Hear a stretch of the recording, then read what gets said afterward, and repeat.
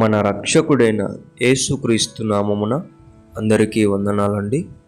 ఈరోజు దేవుని మాటలు అపోస్తలుడైన పౌలు ఫిలోమోనుకు రాసిన పత్రిక 1వ అధ్యాయం 11వ వచనం. అతడు మునుపు నీకు నిష్ప్రయోజనమైన వాడే గాని ఇప్పుడు నీకును నాకును ప్రయోజనకరమైన వాడాయను. ప్రియమైన దేవుని బిడ్డలారా, దేవుడు ఎప్పుడు ఎవరితో మాట్లాడతాడో మనం అంచనా వేయలేం. అయితే అందరూ దేవుని పనికి అర్హులే.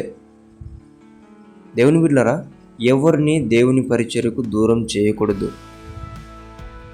ఒకసారి వారు ఉపయోగపడకపోవచ్చు, ఇంకోసారి వారు ఉపయోగపడతారు. ఎందుకంటే వారితో దేవుడు మాట్లాడతారు, వారు మారతారు, ఖచ్చితంగా దేవుడు వాడుకుంటాడు. కాబట్టి దేవుని పనికి ఎవరిని ఆటంకపరచడం మన పని కాదు.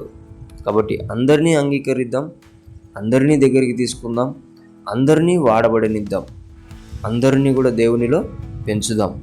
కాబట్టి దేవుని బిడ్డలారా, అందరం కలిసి మెలిసి దేవుని రాజ్యం నిమిత్తమై కష్టపడదాం. దేవుడి మాటలను దీవించునుగాక. పరిశుద్ధుడా, ప్రేమ కలిగిన దేవానికి వందనాలు. నా వల్ల కానీ మా వల్ల కానీ ఎవరన్నా నీ పని చేసేవారిని ఆటంకపరుస్తూ మేము అడ్డంగా ఉంటే మా మనసును మార్చండి అయ్యా, మమ్మల్ని క్షమించండి నాయన. అందరినీ కలిసి అందరితో పాటి నీ పనిని ముందరికి తీసుకెళ్లే బిడ్డలుగా మమ్మల్ని అభిషేకించమని యేసు నామములో ప్రార్థిస్తున్నాం తండ్రి. ఆమేన్.